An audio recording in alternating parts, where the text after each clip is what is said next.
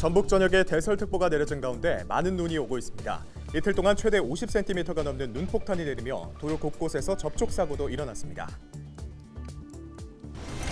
폭설과 한파의 영향으로 도내 367곳의 학교와 유치원이 휴업했습니다. 도교육청은 지난 22일 밤 11시를 기해 임시휴업 권고 문자를 발송했습니다.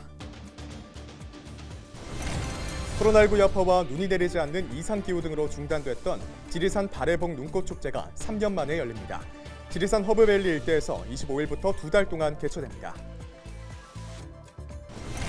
내년부터 4년 동안 전북 도내 시군 체육회를 이끌 13명의 체육회장들이 선출됐습니다.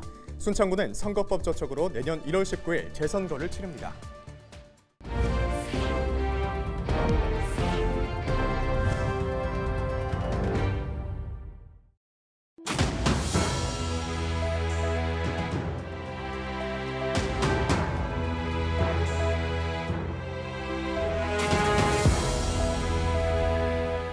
여러분 안녕하십니까? 헬로TV 전북 뉴스입니다.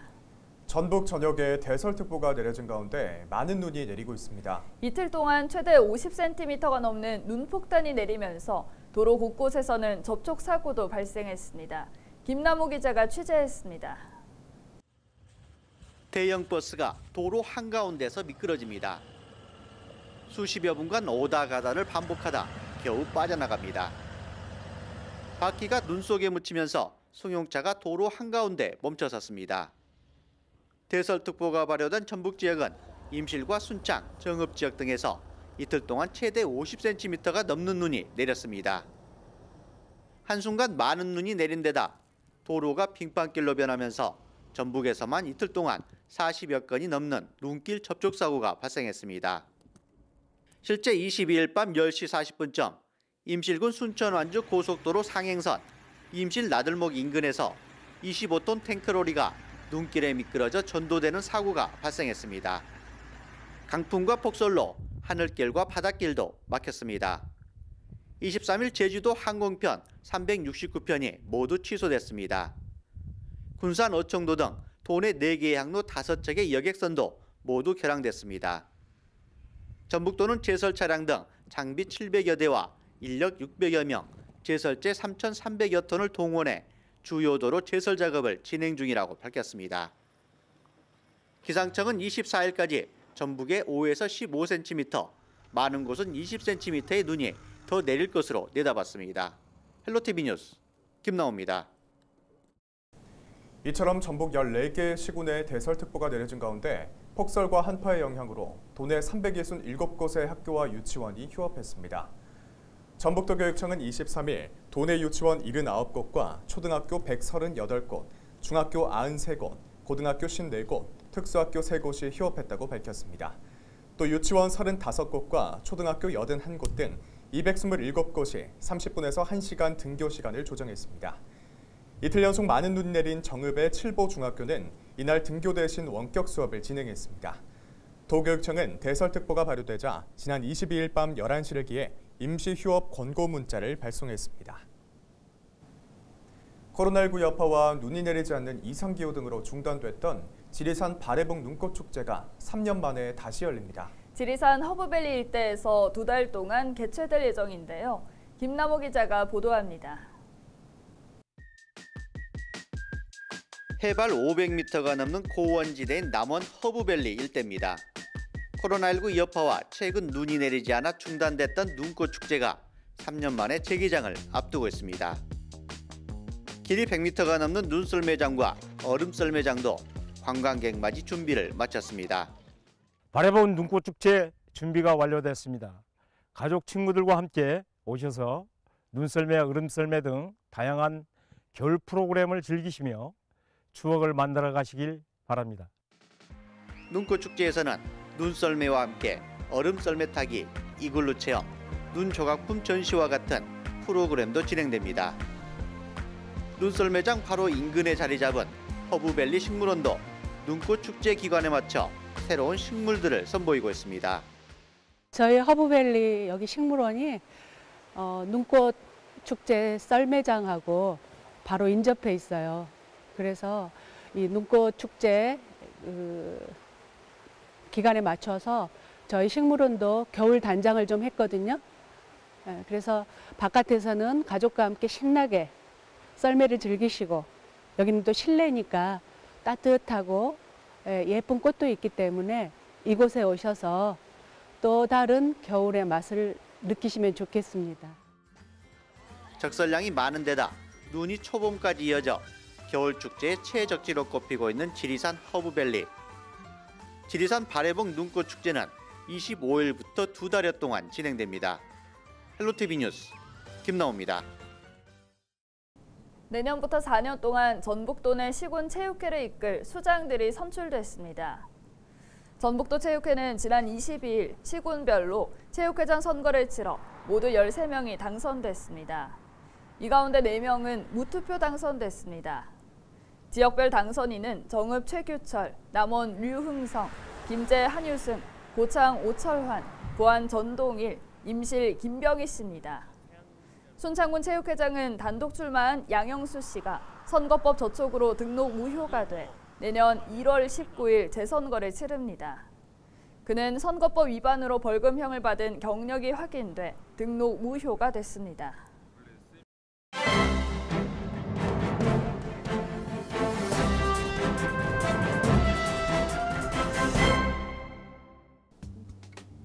신문브리핑 전북일보 기사입니다. 사업성을 낼 수 있는 일감이 부족한 LH 전북본부가 지사로 격화될 전망입니다. LH에 따르면 본사 혁신 방안에 따라서 사업 물량이 부족한 지역본부를 지사로 개편하는 직제 개정 절차가 진행되고 있는데요. 조직 개편안이 아직 이사회를 통과하진 않았지만 내년부터 본사가 있는 경남을 제외한 광역시가 없는 강원과 충북, 전북본부가 지사체제로 전환될 예정입니다. 도내 경제계에서는 이 같은 상황이 전개된 것은 전주시의 책임이 크다는 의견이 지배적인데요. 정부의 주거복지 로드맵에 따른 민간임대 공급 확대를 위해 전주시 덕진구 산정동, 우화동, 호성동 일대 106만 5천 제곱미터 규모의 민간임대 3,900여 호와 공공임대 1,600호 등 총 7,800여 가구의 주택을 건설해 인구 2만여 명을 유치하기 위한 전주 역사권 개발 사업을 전주시에서 중단시키며 발목을 잡았기 때문입니다. 결국 법원 소송 끝에 LH가 승소하고 추진 불가를 주장하던 전주시가 민선 8기 들어 긍정적인 입장으로 돌아섰지만 사업성이 없다는 본사 판단으로 예산 배정에서 뒤처지면서 사업이 언제 재개될지 모르는 상황입니다.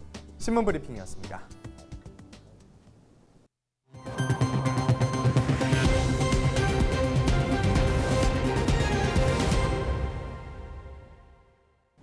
전라북도 자영업 소상공인협회가 소상공인들의 권익보호와 권리주장에 나서겠다고 밝혔습니다.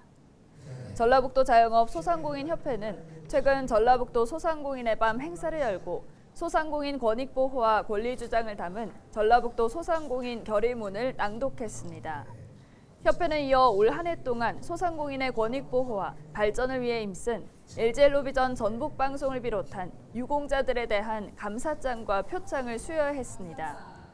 전라북도 자영업 소상공인협회는 소상공인들을 대변하기 위해 포괄적 손실보상제와 대형마트 의무 휴무제, 폐지 반대운동 등 다양한 지원 정책을 추진하고 있습니다. 이태원 참사 희생자를 애도하기 위한 분향소가 정읍 지역에도 마련됐습니다. 정읍 시민 촛불행동은 희생자를 추모하고 참사 진상규명을 촉구하기 위한 이태원 참사 분향소를 시기동 중앙로 사거리에 설치해 한 달간 운영한다고 밝혔습니다. 저희 정읍에서도 이 참사를 안타까워하고 또 그리고 애도하고 하는 분들에게 얼굴 있고 이름 있는 분향의 기회를 드리는 게 좋겠다 싶어서 분향소를 설치 운영하는 겁니다.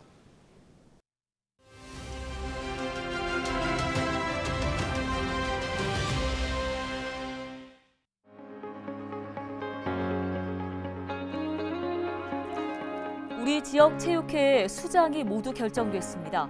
대의원들의 손으로 직접 체육회 대표를 선출한 건데요. 임기는 내년 2월 16일부터 4년입니다. 그렇다면 체육회장은 어떤 일을 하게 될까요? 먼저 광역체육회장은 무보수 명예직이기 때문에 월급이나 퇴직금이 없습니다. 여기에 사무실에 매일 출근을 하지 않아도 되는 비상근직이지만 막강한 권한을 갖고 있습니다. 우선 체육회 직원들의 인사 권한이 있습니다. 또 지역별로 수백억 원의 예산도 집행하게 되는데요. 여기에 업무 추진비를 사용할 수 있습니다.